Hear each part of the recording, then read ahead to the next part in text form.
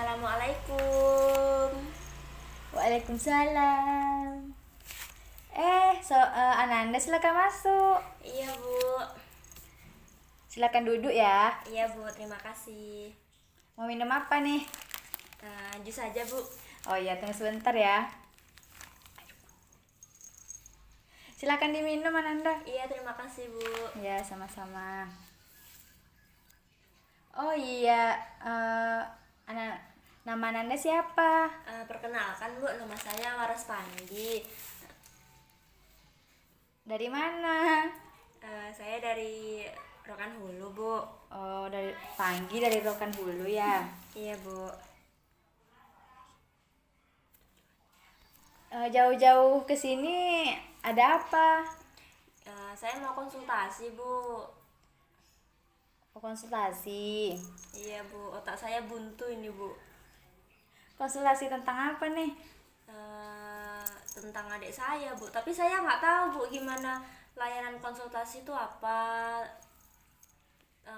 cara-caranya gitu Bu. Jadi saya kesini baru pertama kali ini Bu untuk melakukan layanan konsultasi.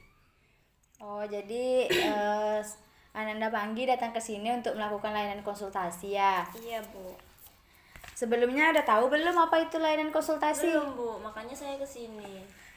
Oke, sebelumnya di sini saya akan menjelaskan tentang apa itu layanan konsultasi. Saudara Panggi bisa didengarkan ya. Iya Bu. Layanan konsultasi itu adalah layanan yang dilaksanakan oleh konselor terhadap seorang pelanggan seperti saudara Panggi ini dan Iya, saya Bu. sebagai konselornya. Dan saudara Panggi ini bisa disebut dengan konsulti, sedangkan saya sebagai konsultan. Di mana di sini memungkinkan konsulti untuk memperoleh wawasan, pemahaman dan cara-cara yang perlu dilaksanakan dalam menangani kondisi atau permasalahan yang dialami oleh pihak ketiga. Iya Bu. Pihak ketiga itu apa ya Bu? Pihak ketiga itu adalah orang yang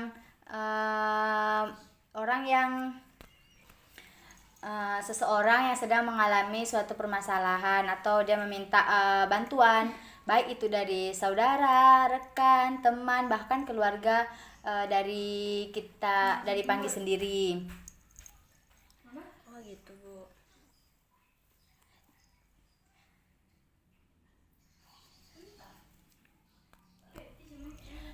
Jadi saudara Panggi sedang mengalami permasalahan yang seperti apa sehingga saudara Panggi itu datang ke sini untuk melakukan konsultasi bersama saya. Kan gini Bu, saya tuh punya adik saya tuh cowok Bu, udah kelas 6 SD.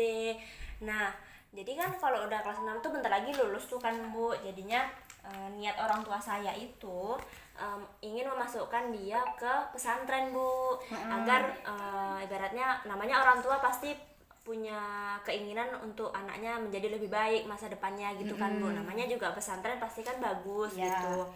Nah, tetapi di sisi lain Bu, adik saya ini menolak kemauan dari orang tua saya. Kenapa? Ya itulah Bu, gini, karena kan adik saya ini dia tuh hobinya main bola tiap hari gitu kan Bu. Jadinya dia itu maunya masuk ke SMP umum, ibaratnya SMP biasa gitu Bu, biar dia tuh bisa kumpul sama temen-temennya supaya bisa kayak main bola bareng, punya grup sport bareng gitu Bu. Dia tuh kayak maksa gitu Bu, pokoknya saya nggak mau masuk pesantren tuh nggak asik gitu Bu, kata dia. Nanti aku belajarnya cuma agama doang, nggak bisa main bola, nggak bisa ini, kata dia kayak gitu Bu. Sementara kan nggak seperti itu juga Bu kenyataannya sebenarnya. Jadi tapi saya susah Bu bilang ke dia tuh, karena dia tuh ya ngekeh gitu otaknya itu. Tetapi kan di sisi lain juga orang tua saya ini mau masukkan dia ke pesantren itu karena ya saya juga memahami sih Bu sebenarnya kalau adik saya ini punya kemampuan di bidang ingatannya itu kuat banget Bu. Jadinya setiap dia menghafal tuh cepat gitu Bu ngafalnya. Akademik itu bagus lah Bu, kayak menghafal tentang suatu hafalan, misalnya di sekolah dia ada hafalan menyanyi atau apapun, dia tuh cepat Bu nangkapnya. Jadi orang tua saya tuh berminat untuk memasukkan dia tuh ke pesantren, karena agar dia tuh bisa memiliki kemampuan agama yang bagus, bisa berbahasa asing dengan cepat, bisa lancar gitu Bu, bahasa Arab ataupun bahasa Inggris gitu kan Bu. Terus kayak menghafal Al-Quran juga gitu Bu. Jadi kan biar dia tuh ibaratnya bagus gitu Bu masa depannya, supaya gimana ya, namanya juga orang tua pengennya anaknya yang bagus, Ya, soalnya yang kan terbaik ya. gitu Bu. Jadinya tapi ya saya tuh susah gitu Bu, orang tua karena dia menolak Bu kan, jadinya orang tua saya tuh kayak kepikiran kayak gimana ya caranya biar adiknya itu mau. Tapi saya juga bingung Bu, saya nggak punya keterampilan, nggak punya keahlian supaya membujuk dia gitu kan Bu. Gimana caranya biar dia tuh biar ibaratnya orang tua saya juga saling mendukung lah Bu sama adik saya, ibaratnya jangan bertolak belakang gitu Bu. Jadi saya kesini tuh minta saran sama Ibu, gimana caranya, apakah saya harus ngikutin maksudnya membiarkan adik saya masuk SMP umum, atau memaksa dia supaya masuk ke pesantren, karena kan kalau dipaksa biasanya kan nggak bagus juga Bu besok gitu Bu. Jadinya ya saya minta saran sama Ibu aja gitu Bu.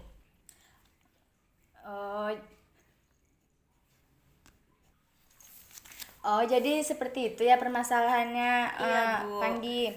Permasalahan dimana adik Panggi ini kelas 6 sekarang, sedangkan orang tua menyuruh adik Panggi ini untuk masuk ke pesantren. Iya Bu. Sedangkan dia tidak mau karena takut nanti dia tidak bisa mengembangkan bakatnya di pesantren tersebut. Iya Bu.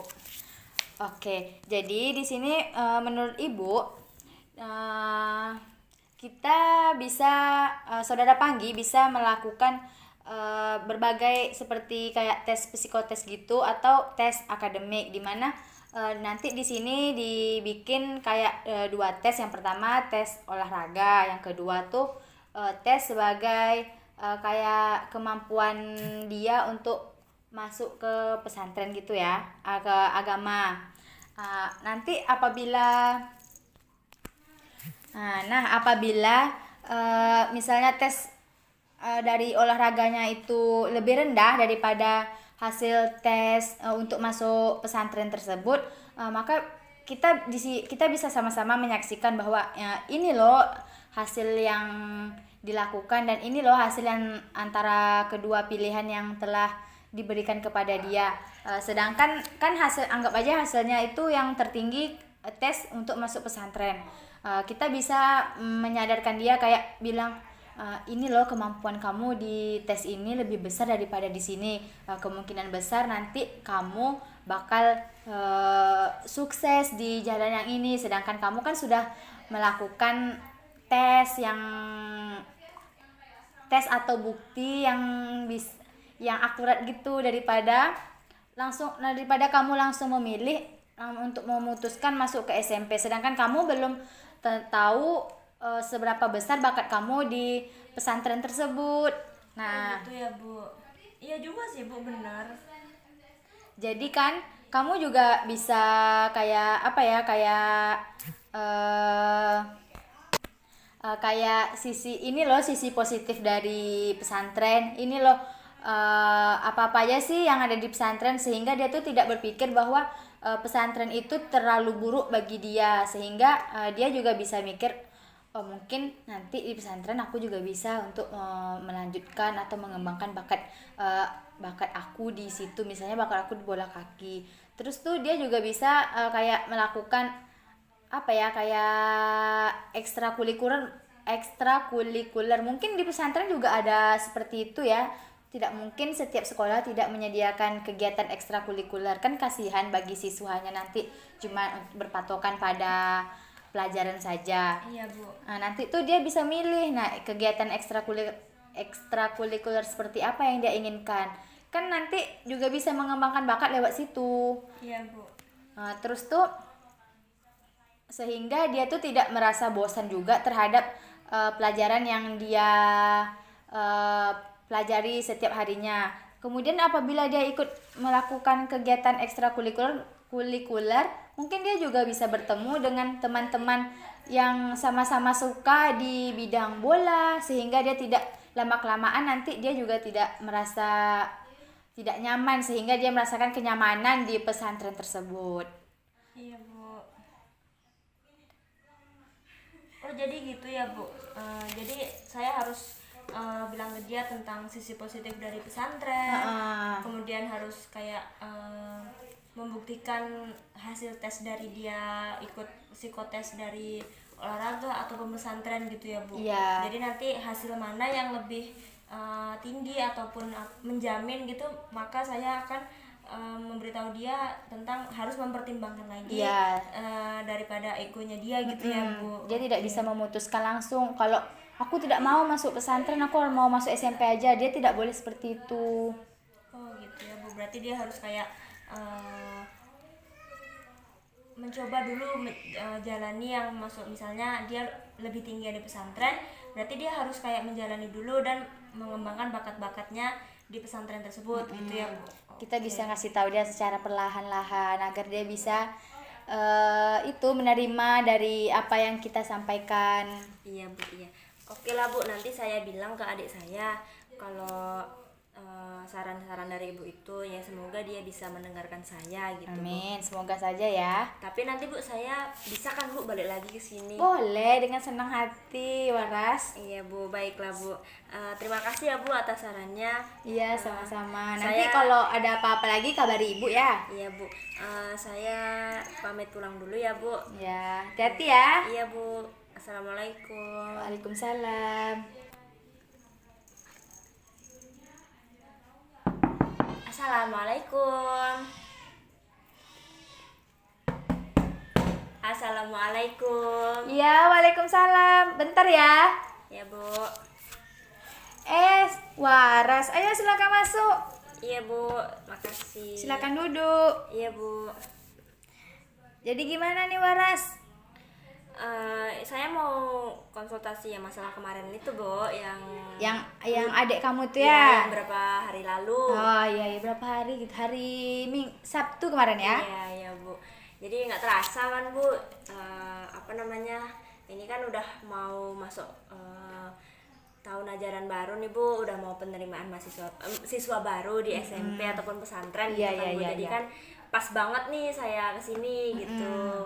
Ibu juga nunggu-nunggu apalah keputusan adik Waras tuh. Waras belum ngabari Ibu. Iya Bu. Jadi kan kemarin waktu saya pulang dari sini ya udah saya bilang lah ke dia tentang ya saran-saran yang Ibu kasih tuh. Alhamdulillahnya ya Bu, memang ya alhamdulillahnya adik saya tuh orangnya mendengarkan secara seksama, terus dia tuh kayak tidak, maksudnya enggak ngotot banget gitu loh Bu tentang apa yang sudah saya sampaikan. Orang tua saya juga ya mendengarkan pendapat saya juga, karena kan saya dapat sarannya dari konselor yang sudah ahli gitu, sudah ibaratnya memiliki keahlian, jadi ya tidak asal sembarangan memberikan ilmunya ke saya gitu kan Bu. Jadinya harus mereka, alhamdulillahnya mereka itu menyetujui apa yang saya sampaikan, seperti ini nanti adik saya akan dibawa oleh orang tua saya untuk mengikuti psikotes, dan ia juga akan mengikuti tes di pesantren, salah satu pesantren di Riau ini Bu. Jadinya ya semoga hasilnya ya memuaskan dan ia pun bisa memilih, semoga apa yang dia pilih itu yang itulah terbaik ya. yang terbaik bagi dia Bu. Jadi orang tua saya juga setuju. Orang tua saya juga kemarin sudah memutuskan untuk tidak terlalu memaksa adik saya, tidak terlalu berharap bahwa adik saya itu harus masuk pesantren, dan adik saya juga tidak berpendapat bahwa pesantren itu jelek ataupun kurang asik gitu Bu. Jadinya alhamdulillah sekarang keadaan di keluarga saya itu sudah mulai membaik dan berjalan sesuai dengan yang saya harapkan kemarin Bu gitu. Alhamdulillah ya Waras. Iya Bu, jadinya saya di sini mau mengucapkan terima kasih banyak sama Ibu yang telah memberikan saya saran dan ya sedikit solusi, sehingga saya nggak kepikiran lagi. Orang tua saya, ibu saya juga sudah plong pikirannya, adik saya juga udah ya alhamdulillahnya mengerti dan tidak melawan gitu Bu. Jadinya dia mengikuti saran saya. Jadinya Di sini saya mengucapkan terima kasih banyak ya Bu atas saran-saran yang sudah Ibu berikan kepada saya. Iya, sama-sama. Jadi udah aman ya Waras? Iya Bu, alhamdulillah aman. Jadi kapan adik Warasnya ikut tes itu? Insya Allah 2 minggu lagi Bu. Oh iya, 2 minggu lagi. Semoga hasilnya sesuai keinginan ya Waras. Iya Bu, terima kasih. Kalau begitu saya izin ya Bu, pamit soalnya ini mau mengurus-ngurus yang lain dulu. Oh iya, sama-sama Waras. Besok-besok kalau ada apa-apa lagi bisa datang ke sini lagi ya. Jangan Bu. sungkan-sungkan. Iya Bu. Ibu selalu akan Saya mendengarkan. juga senang kok Bu kesini. Iya, sama-sama. Ibu juga ya. Ibu juga senang menyambut semua tamu-tamu yang datang di sini. Iya Bu. Baiklah Bu, kalau begitu saya pamit dulu ya Bu. Iya. Terima kasih ya Waras. Iya Bu, assalamualaikum. Waalaikumsalam. Hati-hati. Iya.